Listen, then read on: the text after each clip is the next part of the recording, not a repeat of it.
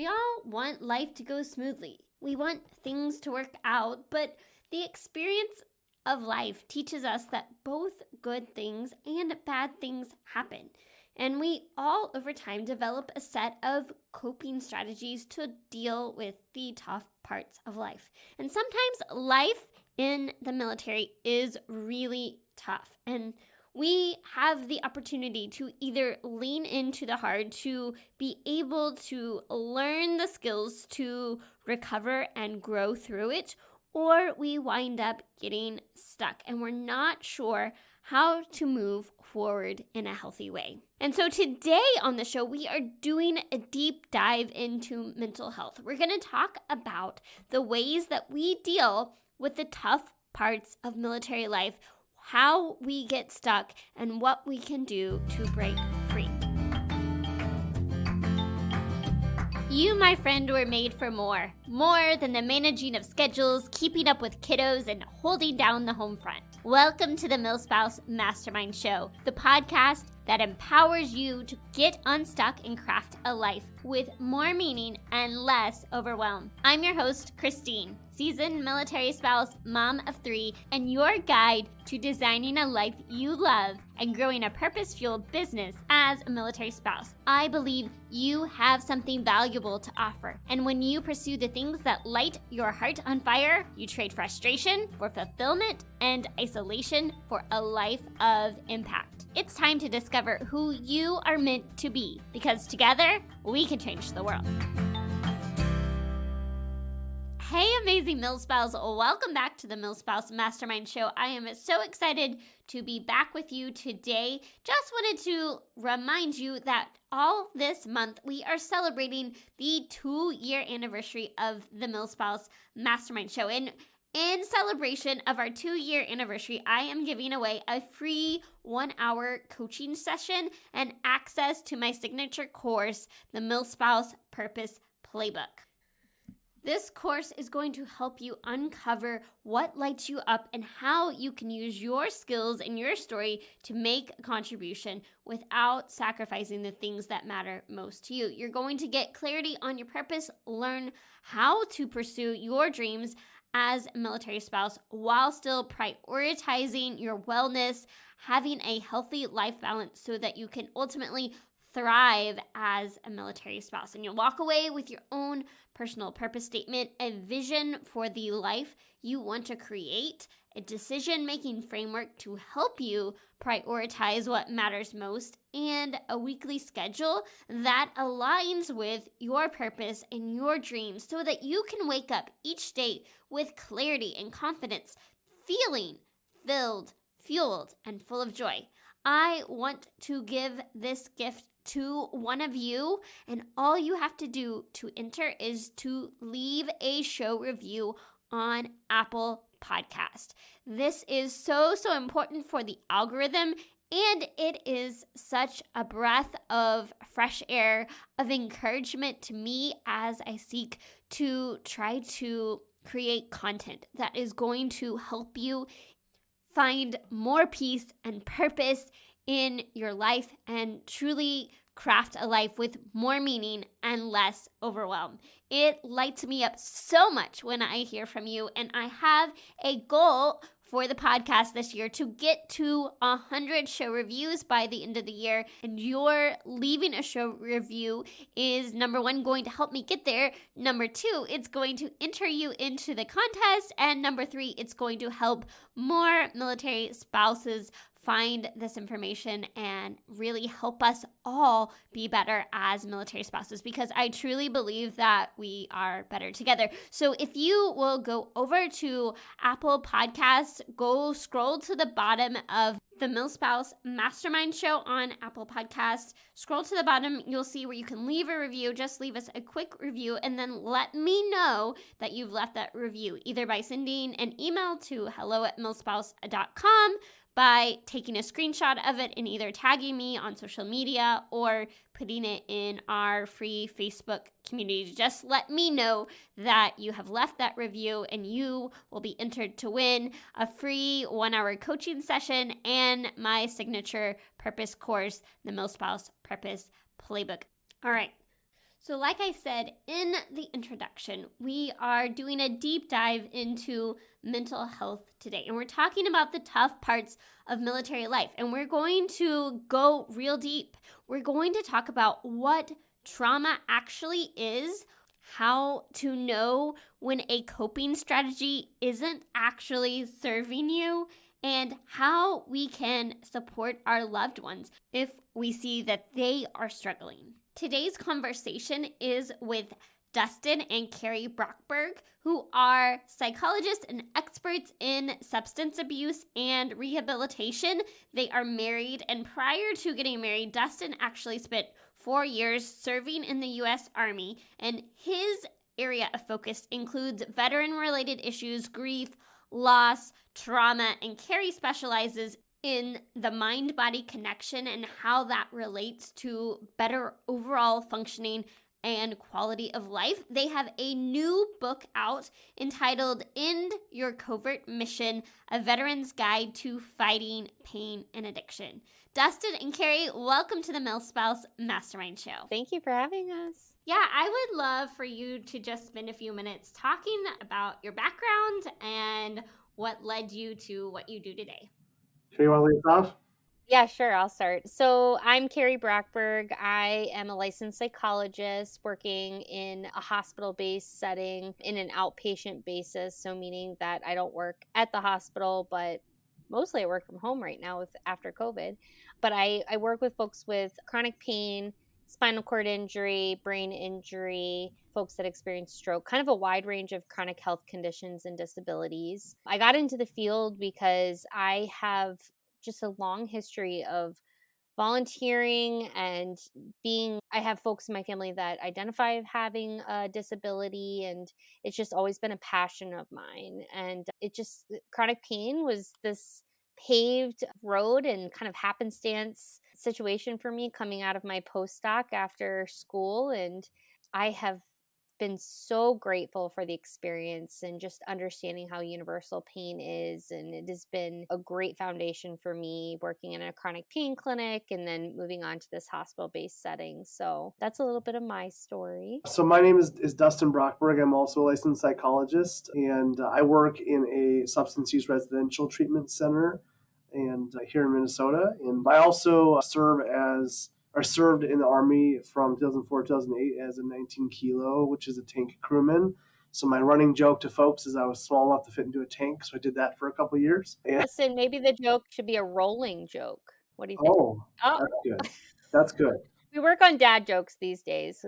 Yeah, it's hard. It's hard. Yeah. So a big part of my identity is also identifying as a veteran, which really kind of plays a role in our book that we wrote together, and really combining not only our lived experiences but also our expertise in different areas. And I'd be remiss if I did not also acknowledge we are also recently parents of identical girl twins. And so that is just as much of a deployment in some ways as other things feel like. And recently became a dad. So I also wanted to share that. Yeah, it's exciting. I just applaud you for tackling 2 kids at one time, because I know that the transition to parenthood in general can be a big transition. But when you're taking 2 at a time, that's even more so. So before we get into the book, I am curious, how did you meet? And tell us a little bit about your story coming together. Yeah. So Siri and I met actually at the University of Wisconsin-Madison in our doctoral training. First class with her, I didn't feel enough confidence to ask her out, but the second class we had together, I did. So that's my little internal narrative to that. But yeah, so met in school, and then a couple years later, and then it's been really cool too. And again, we'll get into the book, but even just like writing the book as a married couple is really interesting and a whole different world of our marriage we never knew we had. Which is kind of a cool added piece. Christine, we wrote the book while I was pregnant. It was just funny because we would go to Starbucks pretty much like every Saturday, Sunday for 3 months straight. And Dustin would be sitting there drinking his espresso coffee, getting his writing on. And I'm like, I'll have a lemonade, please. So it was a fun time. The different things we've been through as a couple. And of course, the backgrounds, especially Dustin's military background and the different things we've already experienced together is was just pretty cool. Well, you kind of had an artificial deadline in writing your book. The babies are coming. Actually, it's funny that you say that because our editor, we were like, all right, so here's the thing. The babies are supposed to come at this time. Now, mind you, twins, there's always unexpected. You never know what's going to happen. So we had to push the deadline up a few times when we're like, it might be this time. It might be this time.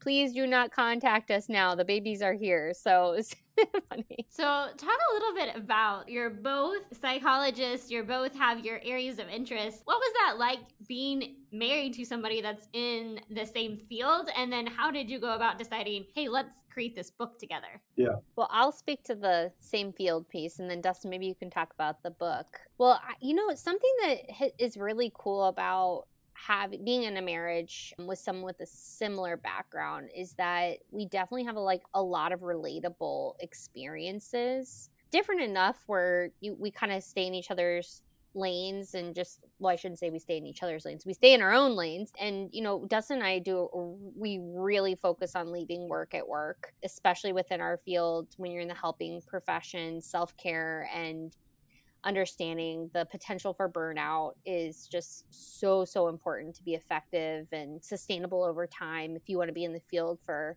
an extended amount of time. So we're really big on that. Hey, we're human too. And we do check each other and be like, okay, work at work, right? So I think we do a good job of holding each other accountable. But I would say it's just been such a joy because we both have a similar passion and drive for helping others and helping communities that are in need. And I know that's something that we find very attractive in one another. And it's just something that really brings a lot of satisfaction to our life. So I would say the differences or the challenges are minute in comparison to just the amazing connection and relatability value system that we both have.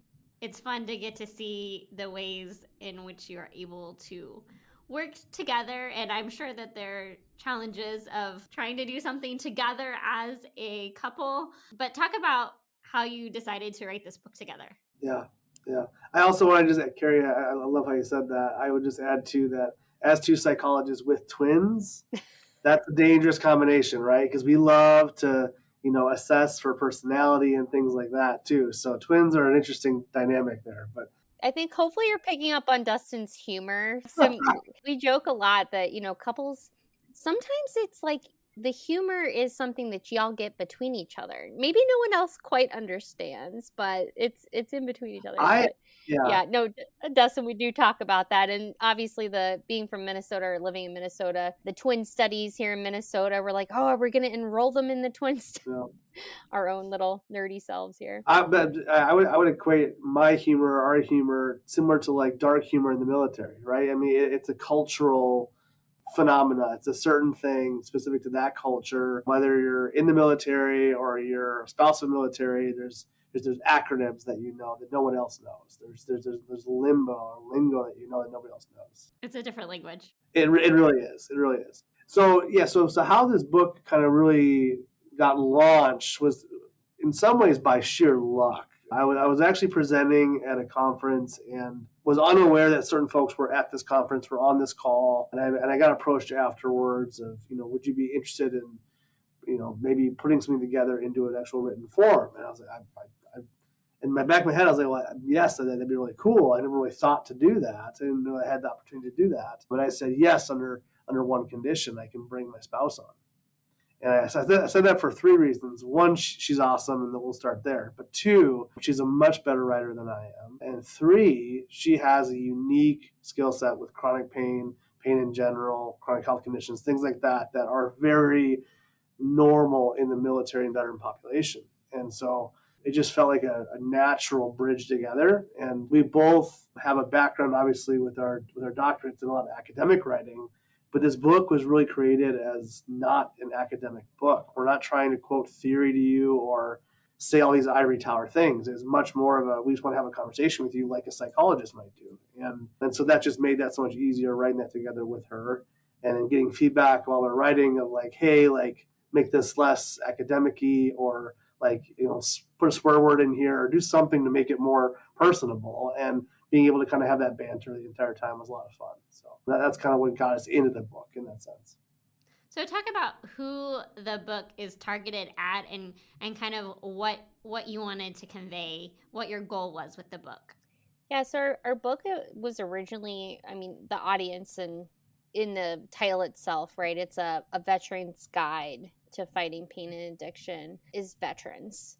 But what we're coming to find out as the book's been released and getting feedback from readers that really even non-veterans are getting a lot out of this book, whether that's their own processing of a veteran in their life or even just their own pain and experiences they've been through themselves where they can relate, which I feel like is such a beautiful, like, bigger picture item of recognizing that non-veterans are feeling like they're relating to veterans, and I feel like veterans need to hear that, where it's like, wow, okay, so other people are relating to my experience, and maybe we don't have those conversations as often, that it feels like, oh, that must be such a big different experience than my pain experience I've been through. So yeah, originally the audience and how we write is definitely to the veteran. We use that banter that is really common within the veteran population, definitely a direct non-academic tone to draw people in, to draw veterans in, but really anyone could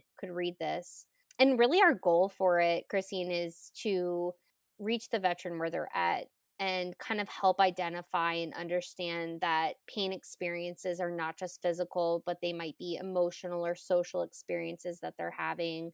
You know, breakup can be painful, mental health can be painful, and sometimes coping with substances is really common. Kind of dispelling that and naming that, and really trying to give veterans just some tangible tools of here's how we can handle this pain differently. So I think Dustin and I really, really tried to pride ourselves on actual tools to take away from the book. We didn't want this to just be a conceptual idea where you're reading it, you're like, yeah, this sounds like, yeah, this sounds good. But actual, like, here, now try this, see if this works for you. Does it fit? Does it not? Open up a different part of the book, pull a tool out. And we do that through questions. We do that through actual activities and things for people to try. So, yeah, I mean, I could go into other parts too. We bring in veteran stories, and this was just really trying to make sure that folks are feeling seen and heard and better understood.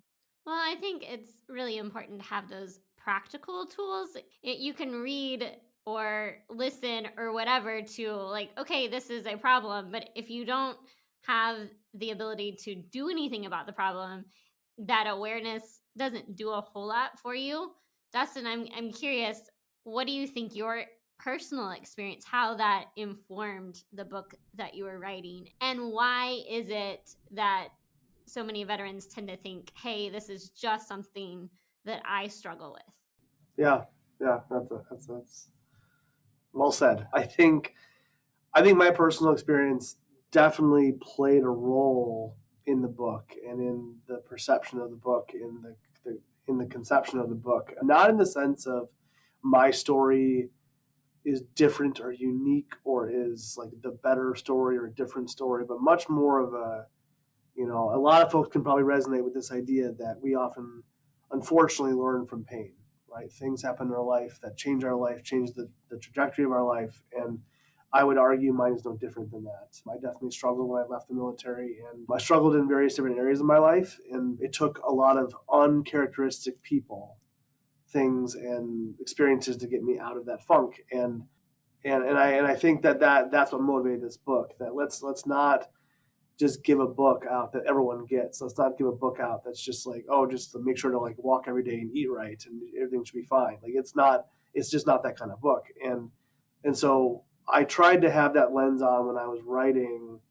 And it's kind of interesting because throughout the book, we both wrote the book, but we both put our spins on how we wrote the book. And so being able to actually have a conversation in a book as an author is kind of a unique thing. I mean, you typically you're writing in a much more larger tone way, and we were like, stop it, like literally like stop moving right now, or just something like just like in your face kind of commentary, and that's exactly how a lot of active duty military, especially active duty military and veterans talk, and where it's not this long-winded thing. It's like, dude, what are you doing? Or hey, stop that. It is, And so this book is trying to encapsulate that idea. And then, to your second point of why veterans do this, I partly I think it's cultural. I think that it's very ingrained in the members of the military to not be the squeaky wheel, not be the thing that's not working. You want to be just in line with the person next to you to protect them, but also to accomplish what you're doing. And so any mentality that you're away from that can really threaten your identity. It can threaten whether or not that you're going to accomplish what you're trying to accomplish. And so that brings in the mindset of like, I'll be okay. It's fine. It's not a big deal, is really where that thought is coming from. And then the other piece of this, when you go home or you come back from a deployment and you feel like you're the only one who's struggling, that's an existential crisis, right? Without even looking up to realize that everyone's struggling around you. You're just not looking for it. You're looking at your world. And so a part of this book is we want you to look up. We want you to see what's around you, and you might be surprised at what you find. There's probably more of a community there than there is looking down by yourself at your shoes. You know what I mean? And the last thing I want to say, actually, when we were talking, I actually looked this up while we were talking of how many veterans are in the United States right now. And I just like the most recent stat is 16.5 million veterans, right? Which is a big number. I would imagine times that by 5 to 10, and that's how many members of family are impacted, spouses, kids, X, Y, Z too, right? And so the weird part of this is sometimes the family takes on that exact same mentality that they're taking on, right? And so that's another added piece to think about. Yeah, for sure. I mean, in my experience as a military spouse, been doing this for almost 15 years now, but there's so much added stress that comes being just living the military lifestyle. And even if you're not the one actually serving, there's a lot of things that you are exposed to and dealing with and trying to navigate that the average person may never face. And so there's all of this, how do we deal with all of these challenges that life are throwing at us, both from the spouse perspective and in I'm also trying to be in relationship with this person and they're going through their stuff. And so a lot of times we get into these coping mechanisms. And so I would love to hear you talk a little bit about all of us do things to help us cope, but there are healthy ways to cope and unhealthy ways to cope. So, can you kind of speak to, what's unhealthy versus healthy? How do you know when you've crossed the boundary into something that's not really healthy? Yeah, that's such a great question. And I just want to recognize, thank you for sharing your experience too. And it's helpful, I think, for so many folks to understand that and hear that. And I'm just even reflecting on like, gosh, and there's so much information you don't know, and you're trying to, navigate the next steps, and it's just complicated, right? All the different aspects that go into this. So I feel like we could go down a big rabbit hole there too. I'm sure that's obviously why there's this podcast, but yeah, great question about healthy versus unhealthy coping, right? So healthy, I think, is such an interesting word for us, and coming from someone that has the chronic health condition background, healthy is something that I really like to stress to my clients, that it's an individualized definition. What you feel might be healthy might be different than someone else. So cross comparisons are really, really slippery slope. And yet it's inevitable, right? Because if we're trying to have social support or we're connecting with other folks that are going through a similar experience, there's probably going to be some comparison happening. But I think that it's really important just to first start off with your definition will most likely be different, regardless if something that someone says to you works for you. So the idea of healthy versus unhealthy, I think let's make this as simple as possible. When something starts to become a problem and it's impacting your life in a negative way, then most likely we're slipping down into an unhealthy coping strategy. And I say this because unhealthy way, or in a way that might be a negative, could mean a lot of different things. So it doesn't just necessarily fall right into you're using substances and kind of the picturesque our book talks about addiction, obviously, but this could be something that as simple as it impacts a friend, it impacts a family member. I'm even thinking about an interesting, unhealthy, slippery slope, folks that are really involved in exercise. Sometimes it becomes way into an unhealthy zone of exercising, whereas we know exercising is a positive thing for a lot of people. So I think trying to understand when something becomes negative for you and has an impact on the people around you. So, Dustin, would you add anything to that? I want to keep it general Yeah, because people could attach to this so differently. right, right.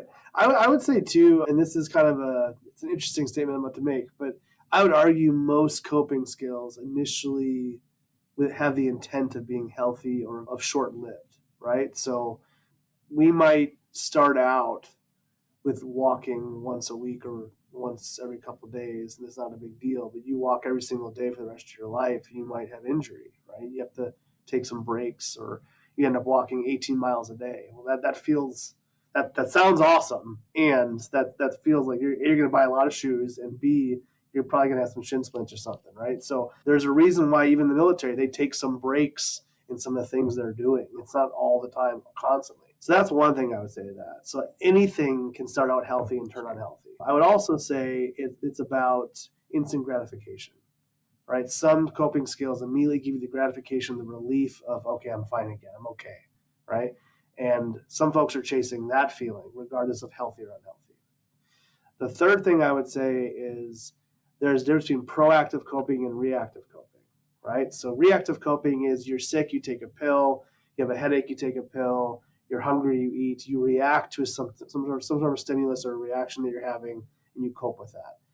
What we don't do a good job is I would argue human beings, and especially in some ways veterans, because we often don't have time to do it, is we are proactive in our coping. We cope before the problem starts, right? And so a lot of movement that's happened with, for example, reintegration techniques with people coming home from deployment, even they're proactively putting things in place. So let's talk finances. Let's talk about how you're going to reintegrate back into the home with the other parent, and your kid's going to be like, so you didn't have any rules or roles here, and all of a sudden you do, right? All these things we can proactively talk about before you get there, right? And not everyone wants to do that. Some folks say, we'll just wing it. It'll be fine. It's not fine. It doesn't go so hot.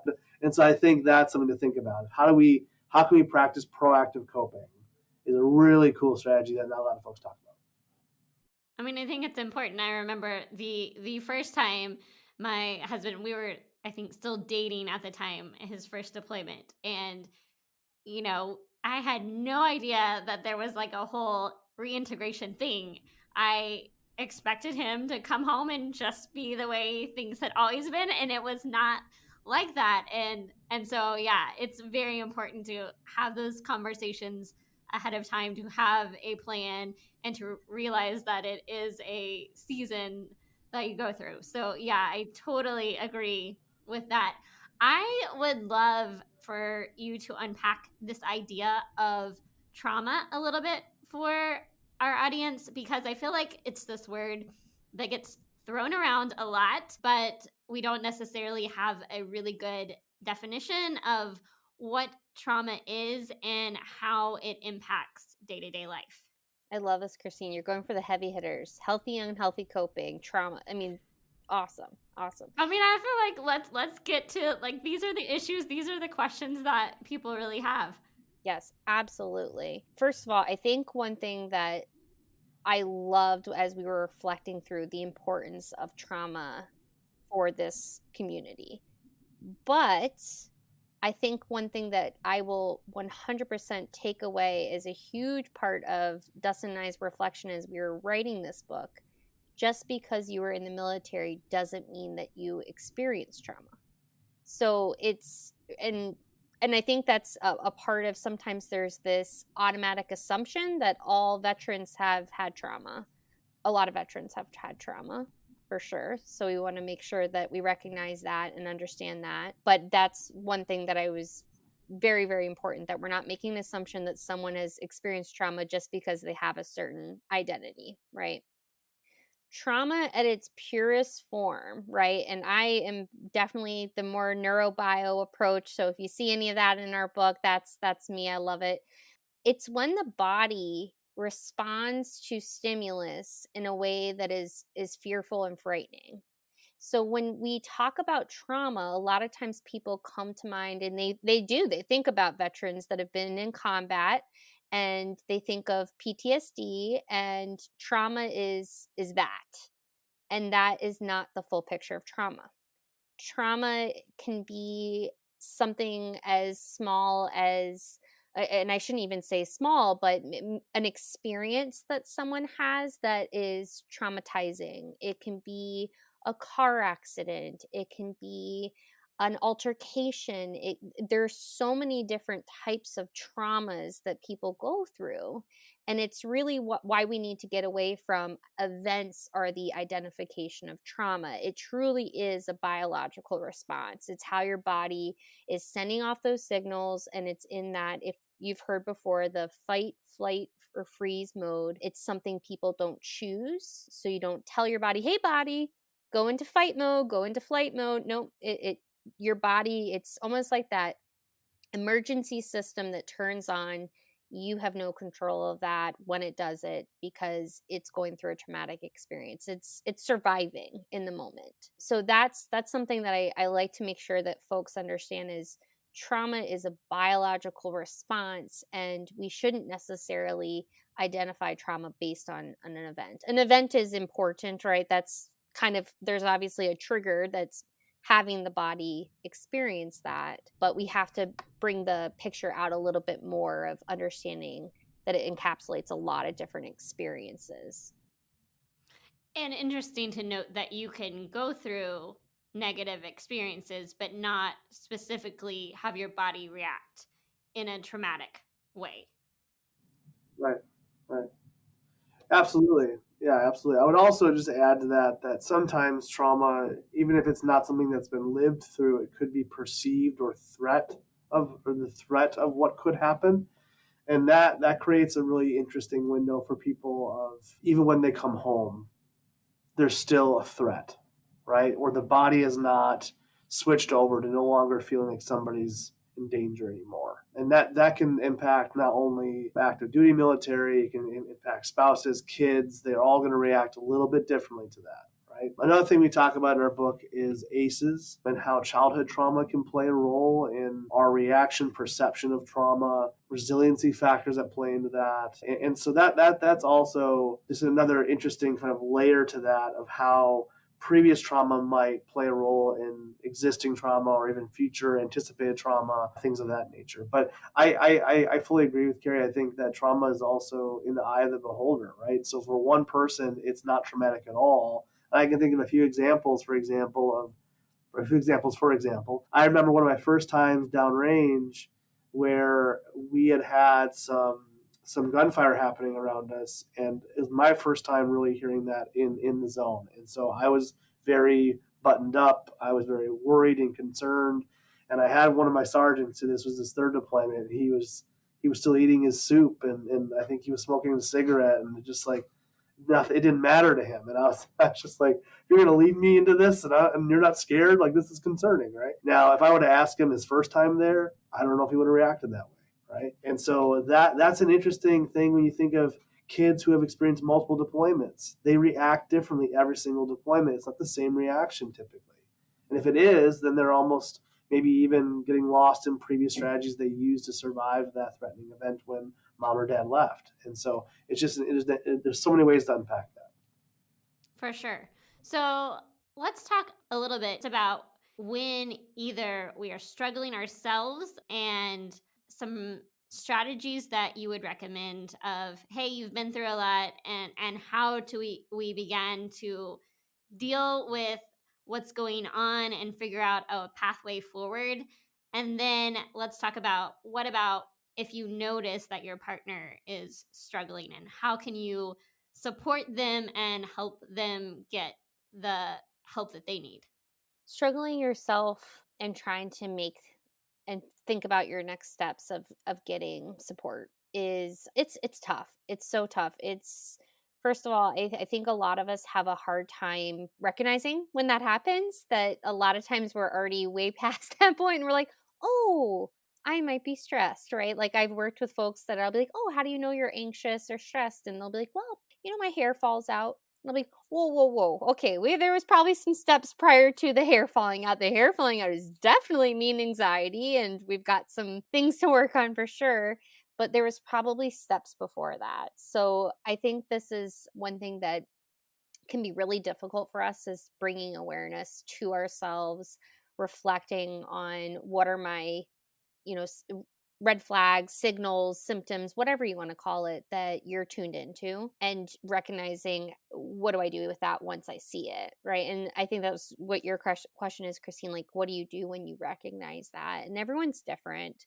And I think one thing that might be the first step for all of us is not to shame ourselves that we're in a position where we need help or support from ourselves or others, being patient with that maybe even trying one thing to feel better might not necessarily make us feel better, and recognizing that sometimes it takes many things. It takes time, it takes space, it takes multiple coping strategies. So those are really very key things, not judging yourself if you need support or help, and also just giving yourself that space to do that. I recognize for a lot of the folks I work with is you have to do what works for you.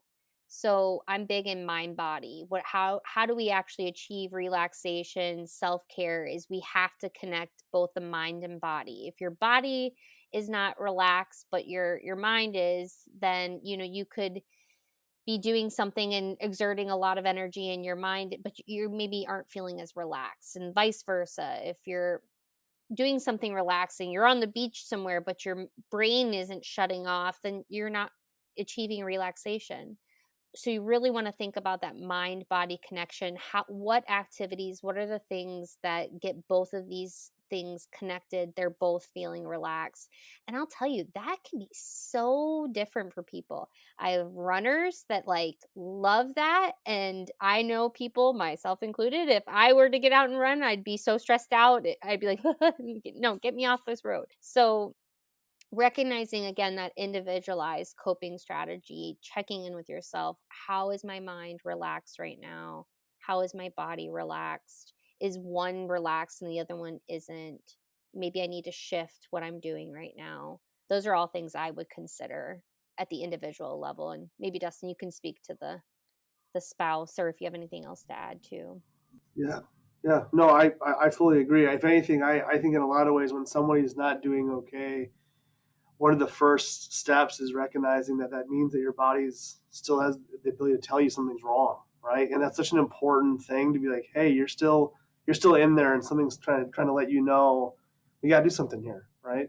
And then you get into that old mindset of I'm the only one that something's wrong, or I should be fine, or just keep going, or I don't have time because the kid's got to be here and I got to go over here and I got to go to groceries and there's no time for it. And so I think one of the simplest ways to look at things to do is take time for yourself, and not as like a punching board or like a bullet point that you ought to do it, but actually finding a way to do that. And that could be 20 minutes in the bathroom, listening to Slipknot. I don't care what it is, right? I'd much rather you find what actually, to Carrie's point, that works for you, that you enjoy doing. And the weird part is the more you do something, and initially you might feel really guilty about it, but if you do more of it, eventually that guilt does come down. It does dissipate if you continue in that kind of intentional practice. I obviously talk to people, talk to others that have been there, talk to others that are going through it, to feel that sense of validation, normalization. Those are all important things as well. I think your other question around what to do when your spouse is struggling, whether that is your military spouse or vice versa, I think in a lot of ways, this is kind of an interesting answer, and you kind of sparked something in me when you asked it. Is in the military, a lot of times you don't know why, right? When you get an order, you don't get the why. You don't get to know. There's not choices of where to send your kids to school. There's a school on the base. I mean, it's just like boop boop. That's it, right? And in this situation, asking why can have a good and a bad effect, right? If you ask why are you struggling, you're shaming, right? But if you don't do anything at all, that can be just as hurtful. And so finding a way, a language, we said earlier, finding a language to talk to your spouse, which might include I'm hearing you right now, you're not in a space to talk. Cool. Let's do our thing.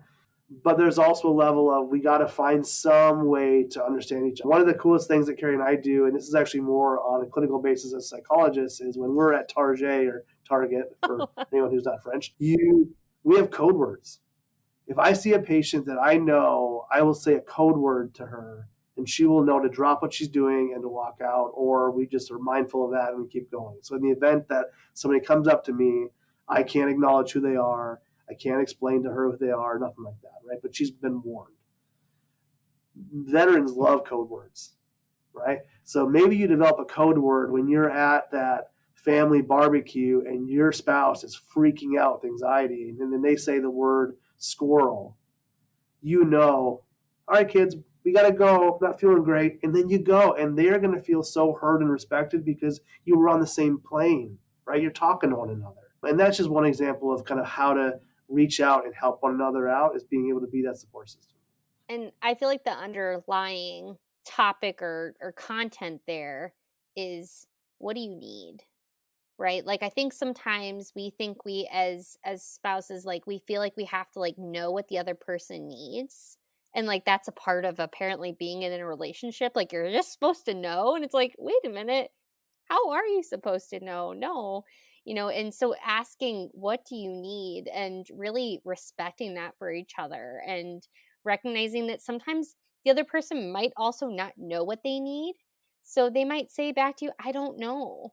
And recognizing and being able to say, okay, well, I'm here. If you need anything, if there's anything I can support you with, know that I want to help you with what you need. So I think that's a huge part of this too, is recognizing that even just giving that space or letting that hand out, respecting each other's needs and wants, and is a huge, huge benefit when you're dealing with struggles. And Well, and I think, what you talked about saying, hey, what do you need? I think as the active duty person, they spend so much of their time, what can I talk about? What can't I talk about? All the things they get so used to keeping things to themselves and internalizing what's going on, that I think there is that valid idea of, well, I don't really know what I need, and I'm not inclined to just start telling you about it. So to go and say, hey, I noticed this is going on. Hey, can I support you? How can I talk to you? Just asking those questions can be a big benefit. Yeah, yeah, it's yeah, so true, Christine. And I love the spirit I'm getting from you, which is one that I talk about with a lot of people, is curiosity, like genuine curiosity for care, right? Like, when we are coming from that place of curiosity and I'm wondering about this, I care about you, it goes a long way and really just helps the other person not feel judged when they are struggling. So I love that. Yeah, as we wrap up today, because I want to be mindful of everyone's time, but is there anything that is on your heart right now that you would like to say to the military spouse of people who are active duty and their spouses, and what would you like to say to them? Well, I would like to say you are literally a superhero. And I think that more credit should be given to you as well. And there are so many things that you go through that individuals, it's hard to even fully comprehend. And know that you are valued, know that you are important, know that obviously Christine is a huge platform trying to show you that you are important. But even when sometimes things aren't said to you, just know that that's a part of being a military spouse. And you should be honored as well. And I honor you, Dustin honors you, and we're so privileged to have spouses of folks that are going through this. And take care of yourself, because you deserve that as well. I love that. Dustin, thoughts? yeah. Yeah, absolutely. I think not only are you the unspoken heroes, your kids are the unspoken heroes just as much as you are. Your support systems are also your heroes as well. And I think in a lot of ways too, that when I was in the military, the last thing I thought about was who was packing my MREs, or who was getting the pallet ready for all the water, or who sewed my underwear 18 months ago, whatever it was. I mean, who knows, right? you don't think about that stuff, but we still depend on those things, right? And so you're still dependable. You're still dependent on. And just to Carrie's point, like, it may not always be voiced, but that doesn't mean it's not present in someone's mind and heart. So I think that's important. And I think too that, whether you are a military spouse, whether you are a member of a military family, or you're a military member yourself, I encourage you to take a chance on her book. I encourage you to open it up. And we do try to build it in a way that if you can only read one page and put it down, and that page be the next year of reflection, awesome, do that, right? There's no reason to bulldoze over that. So life's important and cherished. And so we just appreciate this time today. Well, thank you so much for those words. Let everybody know, where can they find the book and how can they connect with you guys? So our book can be found pretty much everywhere: Amazon, Barnes & Noble, Target online. You can Google it and find lots of different places. Of course, Hazelden Publishing is our publishing company. So if you're looking for like a larger amount, they can do a deal for you. To find us, you can we have a website, drsbrockberg.com, DRS Brockberg. And then we have a Facebook page and an Instagram account as well, all Drs. Brockberg. So yeah, please feel free to connect with us. And we just are so lucky that we got to talk with you today, Christine. So thanks again. Perfect. I will link all of those in the show notes below. Thank you guys for coming on here. I know that this is going to mean a lot to so many of my listeners. So thanks for coming on today. Absolutely. Thanks. Thanks so much. All right, friends, I know we talked about a lot of topics in today's conversation, but I think these conversations are really important because mental health is so important, and because the struggle to deal with the difficult parts of military life is real. And sometimes we don't know where a safe place to turn for help and support is. But the biggest thing that I want you to take away from this conversation today is that support and help is available. Nobody has to stay stuck. And the worst thing that we can do, that you can do, that your partner can do, is to pretend like everything's okay and to suffer in silence. There are resources and people willing to help. Resources like this book, End Your Covert Mission, A Veteran's Guide to Fighting Pain and Addiction. These resources, whether it's reading the book and just starting by taking the guided action steps and then discussing it with someone, or actually reaching out to talk to someone who can help, these resources are available and they can lead you to a much healthier and happier life. They can lead you to a more fulfilling marriage and to having a sense of joy and fulfillment in the life that you have. You are never alone. There is always someone willing to help you or your partner. Talk to a friend, talk to a chaplain, grab a book, just do something and don't suffer in silence. I am absolutely not a licensed counselor, but I am always happy to listen and to help connect you with resources. Okay, my friends, as we wrap up today, if you have not already left a show review on Apple iTunes, then I would love for you to do that as we celebrate 2 full years of the MilSpouse Mastermind Show. I will see you back here next week. Until then, may you live filled, fueled, and full of joy. Hey friend, before you go, the MilSpouse Mastermind community is here to help you thrive as a military spouse. Figure out what lights your heart on fire and equip you to create a life of impact. You can have an incredible impact simply by heading over to iTunes to subscribe and leave a review. And if today's episode was meaningful to you, I know it will be for others too. Spread the word by taking a screenshot of this episode and share it to your stories so we can continue to reach more people, change more lives, and shift the way that military spouses look at life. Because we are better together, and together we can change the world. Let's do it.